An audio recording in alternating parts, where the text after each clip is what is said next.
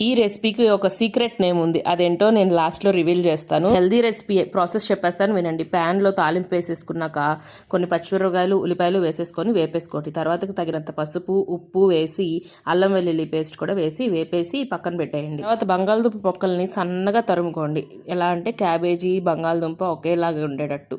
మీకు అర్థమైపోయి ఉంటుంది కదా. నెక్స్ట్ వేసేది క్యాబేజీ వేయండి. క్యాబేజీ వేసేసిన తర్వాత ఈ రెండు కూడా బాగా మగ్గనిచ్చేయండి. ఈలోపు మనం ఏం చేయాలంటే మిల్ మేకర్ని వేడి నీళ్ళల్లో ఉడకపెట్టి తీసి దాన్ని బాగా పిండి మిక్సీ పట్టేయాలి. తర్వాత మిక్సీ పట్టేసారు చూసారా, ఇలా ఉంటుందన్నమాట. ఇలా ఉన్నదాన్ని కూడా దాంట్లో వేసేసి బాగా కలిపి కొంచెం కారం ధనియాల పొడి జీలకర్ర పొడి గరం మసాలా వేసేసుకొని ఒక 10 మినిట్స్ పాటు మగ్గబెట్టేసేయండి. పొటాటో చూడండి ఉడకకపోతే కనుక ఒక చిన్న గ్లాసుడు వాటర్ పోసుకొని ఇంకో 5 మినిట్స్ పాటు ఉడకబెట్టి లాస్ట్లో కొత్తిమీరతో గార్నిష్ చేసేసుకోండి.